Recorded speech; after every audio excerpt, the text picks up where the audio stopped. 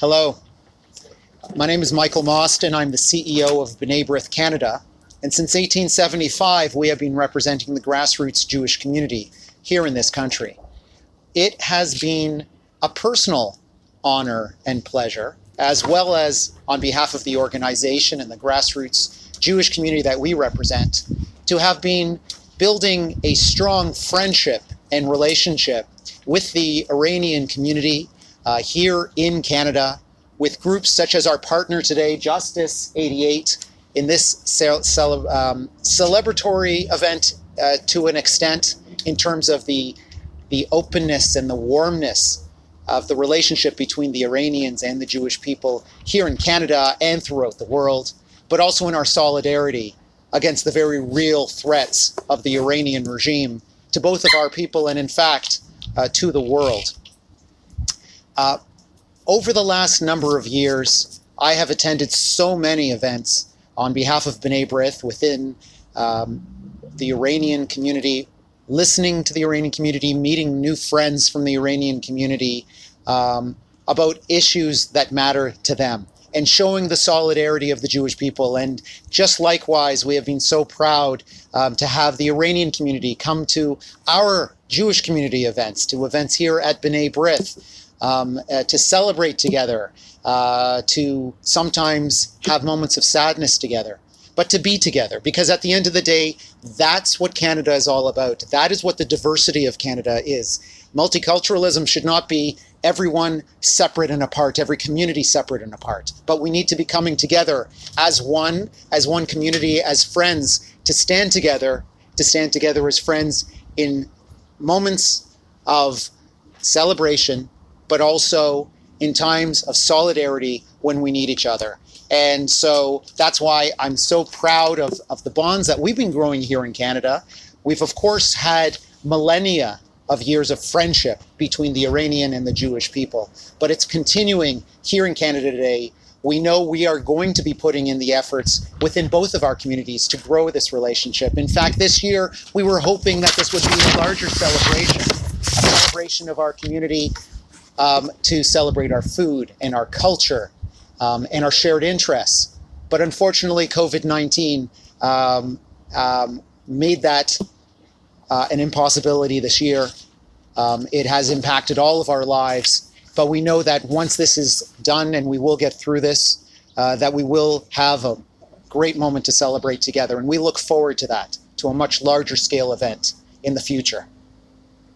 In June of 2018, the Canadian House of Commons passed a motion demanding that the federal government list the Islamic Revolutionary Guard Corps, the IRGC, in its entirety as a terrorist entity, as well as releasing Canadians and Canadian permanent residents unjustly imprisoned in Iranian jails. Among them, Mariam Mombeni, the widow of Professor Kavus Sayed Imami, and Saeed Malikpour, a prisoner of 12 years. Due to the Canadian government's inaction on this motion, in February of this year, B'nai B'rith launched legal proceedings demanding that our government comply with the motion passed by the House of Commons. Today, we are joined together to hold to account the oppressive regime in Tehran, just as we joined together in November of last year at Mel Lastman Square in Toronto to call out the regime on its horrendous oppression of the Iranian people. The list of the atrocities committed by the regime since it came to power in 1979 are long and extensive. Among them, the mass execution of 30,000 political prisoners in 1988, the use of thousands of child soldiers to clear mines in the war with Iraq, the regime's continued support for Hezbollah, Hamas, Islamic Jihad, and numerous other terrorist organizations across the Middle East, the continued persecution of Iran's Baha'i religious minority, the continued sponsorship of anti-Semitic demonstrations and events, their continued threats to wipe Israel off the map, and the public execution of individuals for the crime of same-sex relations. And the Iranian regime's brutality is not just confined to within its borders, as evidenced by its role in the 1994 bombing of the Amia Jewish Community Center in Argentina, murdering 85 Jews and non-Jews and injuring over 150. In Syria, Lebanon, Iraq, and Yemen, the Iranian regime's influence has had catastrophic and destabilizing effects on those societies. Its continued pursuit of advanced intercontinental ballistic missiles, coupled with nuclear weapons ambitions, poses a grave risk, not just to the countries of the region, but to the entire world, including Canada. Desiring freedom is not a crime. Wishing for one's country and people to be free should not be a crime.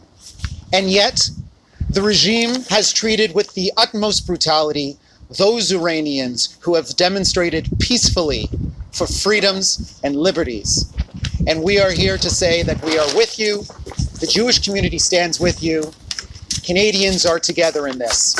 Thank you.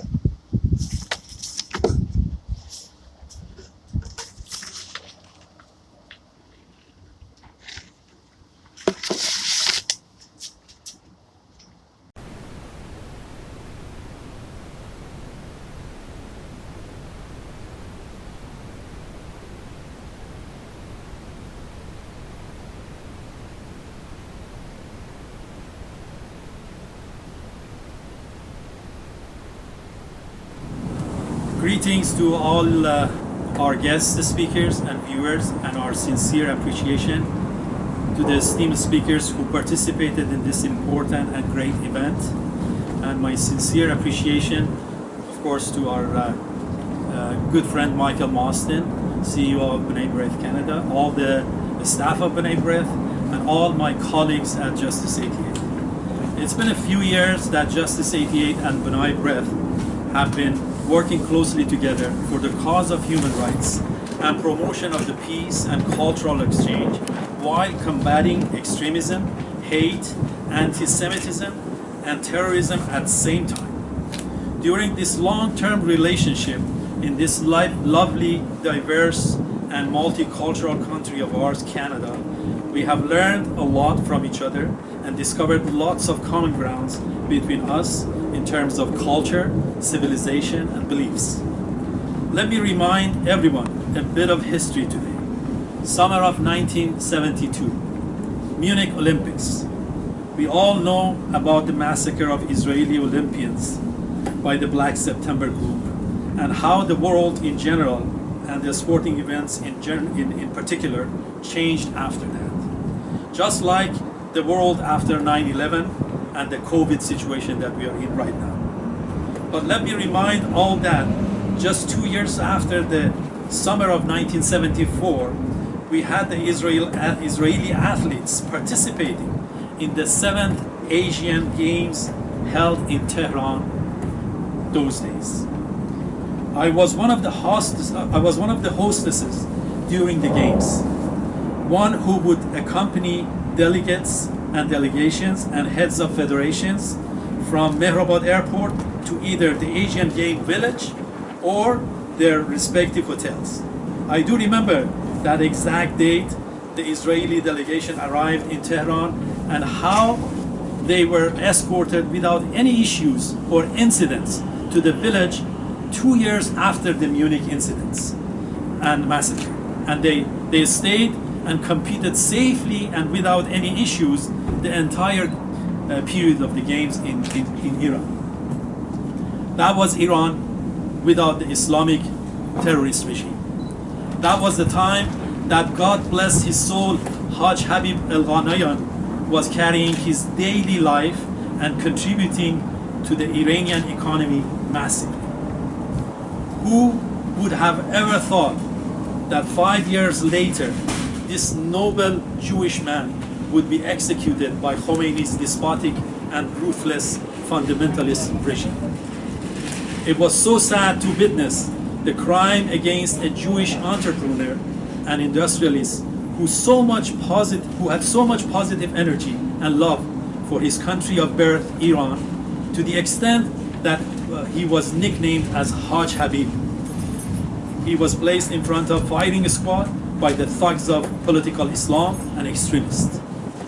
I also remember that in 1973, when my cousin Homa, who was one of the top head nurses of Pahlavi Nursing School, was dispatched through a scholarship to Soroka Medical Center in the city of Beersheba in Israel for training in the department of hemodialysis, and upon return of her to Tehran, she became the supervisor of the Pahlavi Hospital hemodialysis ward, the first of its kind in Iran. She always told me memorable stories about her time in Israel and how well she was received and treated, and how professionally she was trained by everybody in Israel. Her experience and expertise gained and knowledge gained from the valuable trip from Israel later saved so many lives in Iran. This was just a couple of short memories and personal experiences to understand where we were as Iranians prior to the arrival of the Islamic regime, and how badly the political Islam and its extremist ideology and leaders such as Khamenei, together with their armed forces, have damaged such peaceful life of ours as Iranian Muslims, Jews, Christians, Baha'is, Zoroastrians, and all other believers in other faiths, and even non-believers, LGBTQs, and other ethnic minorities. The political Islam has a mission, and that mission is to destroy the entire civilization of mankind and force the clock centuries backward. They want to achieve this by dividing the people, spreading hate and animosity. Through past 4 decades, we have witnessed this dangerous philosophy committing unimaginable terrorist activities to achieve its objectives. In return, our strategy is to unite people and bring them together and show how much they can learn and benefit from each other. Our mission is love, compassion, peace, and dialogue against hate, animosity, war, and terror. There are still more than 25,000 Jews living in Iran, a noble sign of their attachment, care, affection for the Iranian culture and civilization.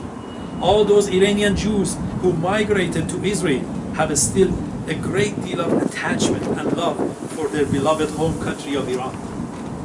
These are greatest assets for rescuing Iran from the hands of political Islam and extremists.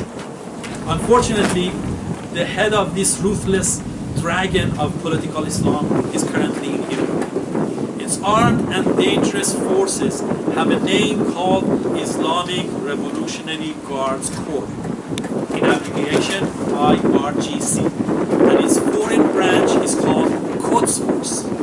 As seen, there is no word of Iran mentioned in the title and the name of this armed organization, because IRGC considers and assumes itself as with an international mission for the entire world. And that's enough reason for the international community to recognize the IRGC as an international threat. We are gathering here to join hands to celebrate and reaffirm our friendship with one another, get closer with each other, and unite ourselves to achieve our humane objectives. It was such an unforgettable moment for me to witness during our last year Canada Day joint event between Iranian and the Jewish community here at the B'nai B'rith Center, how a Holocaust survivor was sharing her valuable experience with one of the members of our community whose son was executed by the thugs of the Islamic regime. The mission of this event is far beyond this scale that we are witnessing under these severe and unprecedented circumstances of COVID. So hopefully, once we go back to some sort of normalcy, the dimensions of this great event is going to be widened to cover all the aspects of our multicultural nation. Long live the solidarity and friendship of entire humanity in general, and those of Jewish faith and Iranians in particular. Thank you very much.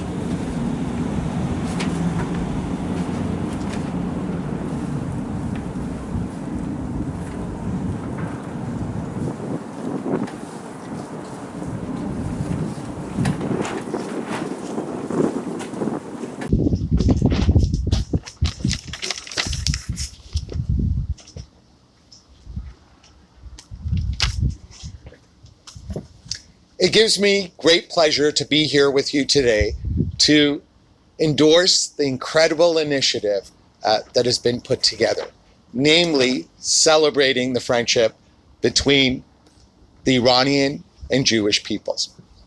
Apart from obviously wanting to thank the conveners, B'nai Birth Canada and Justice 88, I'd also like to share a few remarks to mark this occasion. Iranians and Jews are ancient peoples, proud of their traditions, their identities, their civilization, and their history. And I think it's important that we always look back to that history, that common history between the two peoples, which, for the most part, is marked by an incredibly interesting arc where there has always historically been admiration, respect, and fellowship. Now, obviously, referring to history, we can refer to the books of Isaiah, the book of Esther, the book of Daniel, to mark the incredible history, as I said, the common and often intertwined history between these two remarkable peoples. But it's not just about ancient history. It's important that we also recognize that when the scourge of anti-Semitism raised its ugly head in the earliest 20th century, for the most part, Iranian Jews were not faced with the terrible, terrible experiences which marked too much of our modern era. In fact, not only were there no pogroms in Iran, not only was there not systematic persecution, but there was much love, admiration, and respect between the two peoples. I also like to tell people that recent history teaches us that there is a chronicle where Iranian diplomats based in Europe, in particular, this gentleman called Sardari, did all he could possibly do, issuing passports to Jews in Europe to make sure that they could be shepherded to safety and security. It's also incredibly important that we recognize that in the modern era, there have been many, many inspiring stories of Iranian Jews who we all look up to and thank them for having assisted and contributed to bringing Iran into the modern era. So all that to say that there are some blemishes, regrettably, but throughout the vicissitudes of their shared and common history, they've always admired and respected one another and looked to each other for solutions and for working together. So on that note, if anyone tells you that it's not important to look into history, please say otherwise. It's important that we look at the intricacies of that history. We learn from it. We be proud of it. And in difficult times, we take refuge in it to recognize that we have to always love, respect, and admire each other. And as you're all aware, it's important that we remain beholden to Olam Tikkun. It's important that we be there for each other. Thank you.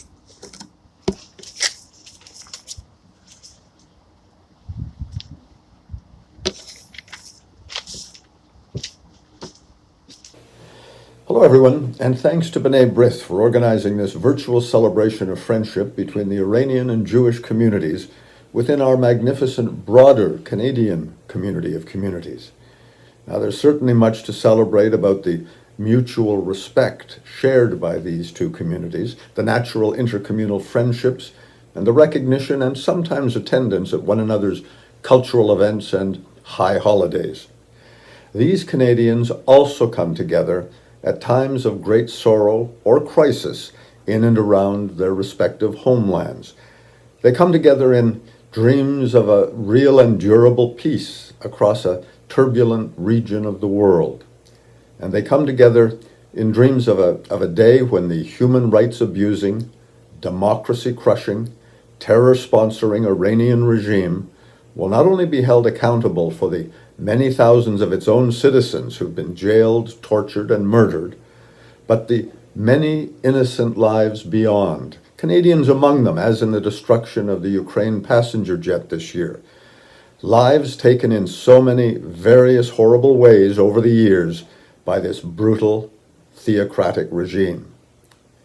Now, it's been obvious over the past 4 decades that the overwhelming majority of Iran's citizens dream of democracy. It is for the people of Iran, of course, to determine their own destiny. But the democracies can do more. Canada can do more to demonstrate support for democracy, human rights, and the rule of law. In 2018, the House of Commons overwhelmingly passed a conservative motion to list all elements of Iran's Islamic Revolutionary Guard Corps, the IRGC, as a terrorist entity and entities. But Justin Trudeau's government has failed to list the IRGC or to use the Magnitsky Act to sanction individual Iranian perpetrators for the abundantly well-documented gross violation of human rights. Now, obviously, Canadians at this time expect our government to more effectively manage the health and economic crises driven by the COVID pandemic. But Canadians also deserve hard-nosed and effective diplomacy focused on the Iranian regime and its terrorist proxies.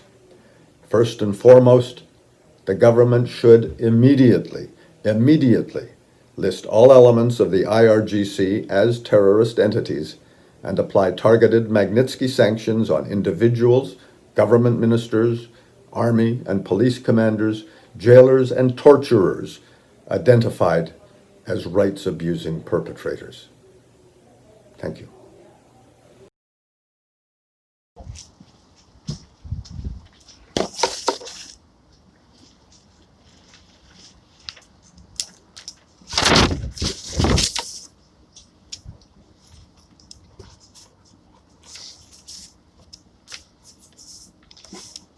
Thank you, Mr. Michael Mustine, to have me here for celebrating of friendship between Iranian and Jewish. The Jewish community of Iran have an incredibly long history that began over 2,400 years ago. After the liberation of Babylon by Cyrus the Great, many Jewish colonies settled across the ancient Persian provinces.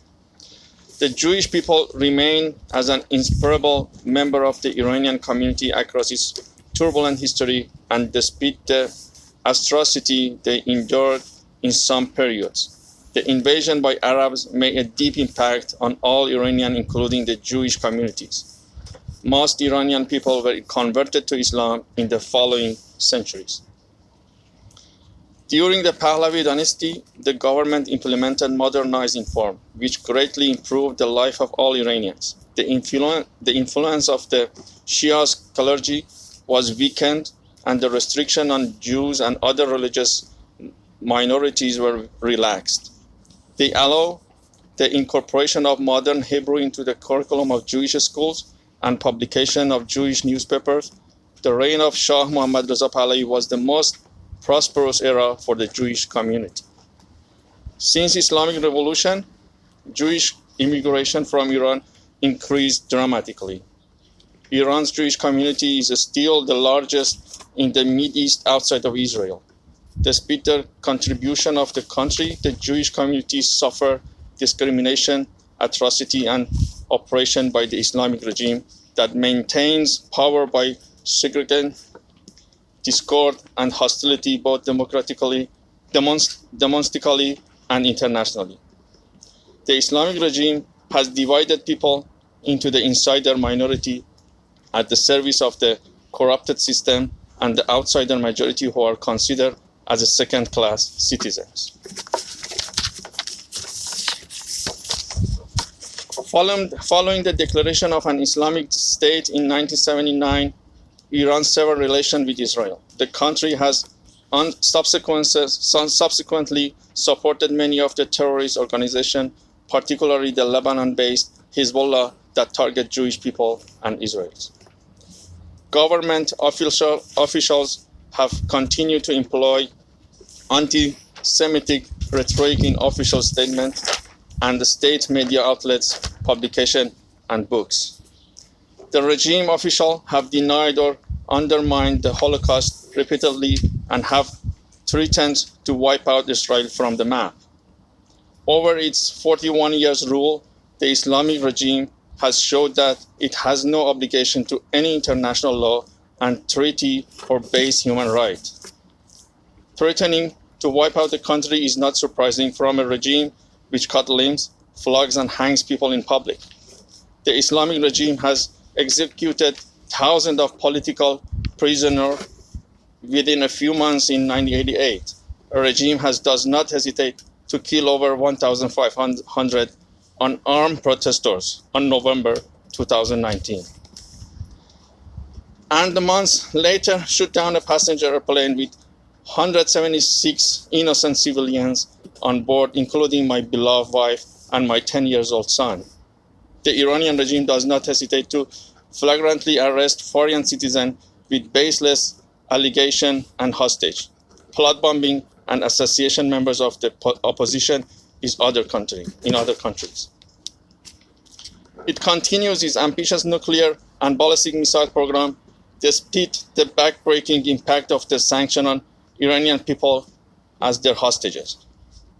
Imagine such a power in unqualified and evil hands which do not hesitate to shoot down a passenger plane by at least 2 missiles, which I believe 3, and burn 176 innocents and bright Iranian, Canadian, Swedish, and British passengers for the evil schemes. They lie to everyone. They take the black box hostage. They deceive everyone. They do dirty deals behind the scene. They use Chinese influence as the head of ICAO and Russia any payback by offering them Iranian natural resources and interest. The ICAO still refuses to condemn the Iranian regime attack on flight PS752. Their insolence goes so far as to threatening and persecuting the families of the victims. Supporters are arrested and imprisoned. But it is very unfortunate that the outcry of protest against this barbaric crime is not acknowledged by the international community, even by the United States of America. The international community has so far failed to acknowledge our position, imploring that the Iranian skies are not safe. Canada refuses to increase political pressure on the Iranian regime. Ukraine is largely silent, and I ask, why don't Ukraine and Canada publish information and reports that they have? Do we not have the right to know what happened to our loved one that morning? Even after 9 months, the Canadian government has not filed the complaint against the IRGC, the Islamic Republic, and Ali Khamenei himself as the commander of the armed forces. The presence of the regime sympathizers and operatives and their money laundering activities in Canada is a big problem that must be addressed. The House of Commons passed the motion designated IRGC immediately in June 2018. However, Islamic Revolutionary Guard Corps has not been listed yet, and it continuously threatens Canadian national security. IRGC is responsible for the killing our families on flight PS752 and many terrorist operations around the world, which has majority targeted the Jewish community as well. We urge the Canadian government to apply the Corrupt Foreign Affairs Act, Magnitsky Act, to the IRGC and put sanction on those officials who are responsible for involved in the Islamic regime of Iran's heinous crimes and human rights violations. The Canadian government should ban travel, assets, and any diplomatic exchange with top regime officials, including the Supreme Leader Ali Khamenei, who are implicated in crimes against humanity and all relatives. If Canada and other countries do not act immediately, the Islamic regime in Iran and other totalitarian governments will continue to violate all international laws and norms and continue to gross human rights violations. The current pandemic has a big lesson for all of us. The safety and security of all human beings, regardless of the gender, nationality, or religion is at stake. If we take no action, there will be no one left to protest. Thank you.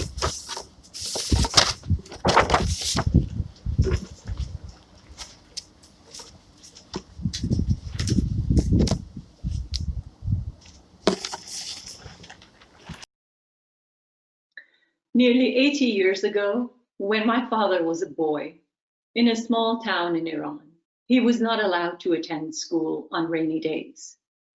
This was a backward town next to the city of Qom, Shiite Iran's equivalent of the Vatican.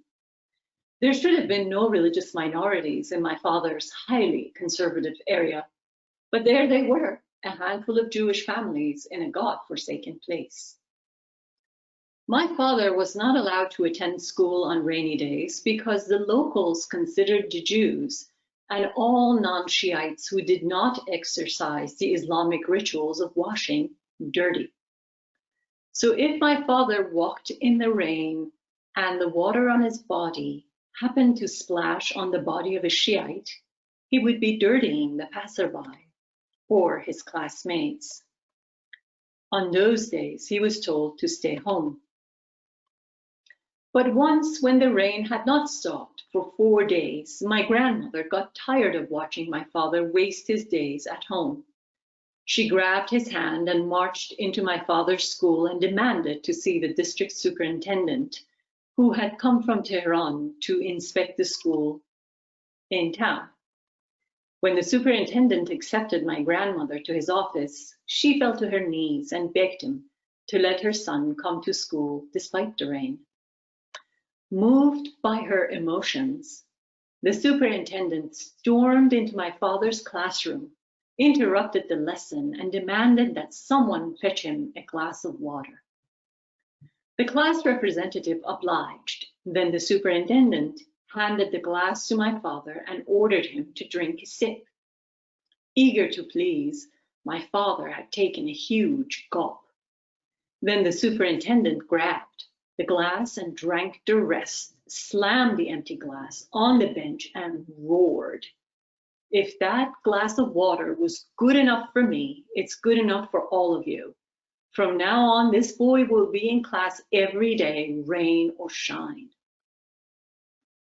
With that glass of water, my father would always say triumphantly, "That good man washed dirty and schmurdy and all the nonsense down for good."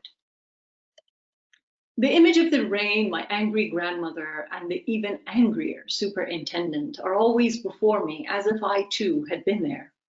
My father told this story to us because he wanted us to know that one must always challenge the status quo, resist bigotry, and rely on valiant others to come forward to join him in the fight. As much as I would like it to be otherwise, the hero of this story is not my father. My grandmother plays an instrumental role, a major cameo, but she too is not the real star. The hero of this story is the young secular Shiite superintendent. I can just imagine who he must have been: an idealist, a serious reader, a dreamer, an educated urbanite who had been exposed to great ideas and wanted to bring them into his country: freedom, egalitarianism, cultural tolerance, and diversity. I bet he was on the streets demonstrating in support of the 1979 revolution in the hopes of bringing democracy to Iran. He and his children were probably among the subjects who turned up in the survey that the Anti-Defamation League released several years ago, called the Global Index of Anti-Semitism. In it, Iranians ranked among the least anti-Semitic nation in all of the Middle East and North Africa. For years, this story has given me hope that despite all the anti-Semitic vitriol that the leadership of Iran spews, there has always been also another force for good that has fought against bigotry and has wished to see all Iranians of all races and creeds together as one.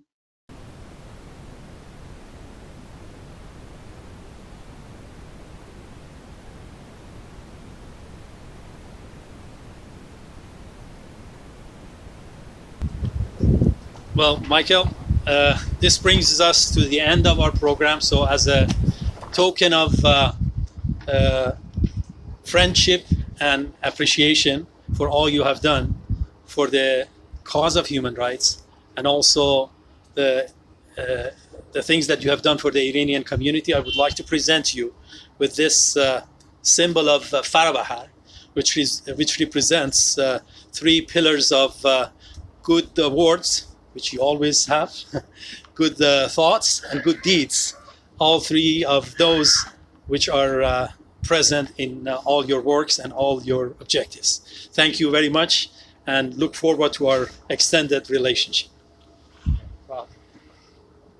Thank you so much, Reza. And as in a proper exchange of gifts, we have something for you as well from the grassroots Jewish community of Canada. This is a khamsa. A khamsa is a universal symbol. It wards us from evil, and we can all use that protection nowadays. And the red inside of the khamsa there are pomegranates. Pomegranates, of course, having their origins in Iran.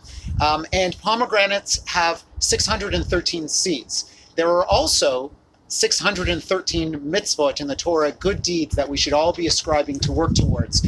So I think it's, again, a wonderful symbol of our friendship, the friendship that's existed and will continue to flourish here in Canada between both of our peoples. Very meaningful. Thank you so much. Thank you. Thank you. Very meaningful. Thank you. Thank you.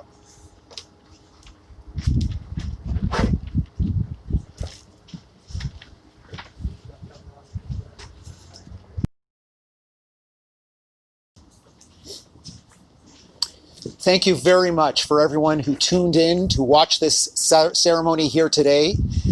We have a list of demands that we would like to encourage all of you to sign on to, contact your politicians, let the government of Canada know that we need to do something to keep Canada safe from the Iranian regime. And this petition will be circulated from all of our websites. We encourage you to sign it, take action, keep Canada a safe country. Our first demand is that the federal government comply with the House of Commons motion passed in 2018 to designate the entirety of the IRGC as a terrorist organization.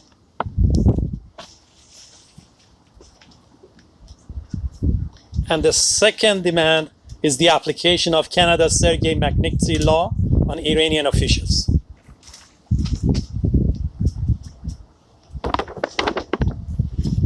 And the third demand is full transparency, justice, and accountability, and consequently compensation for the families of the victims of the shooting down of Ukrainian international flight PS-752. Thank you.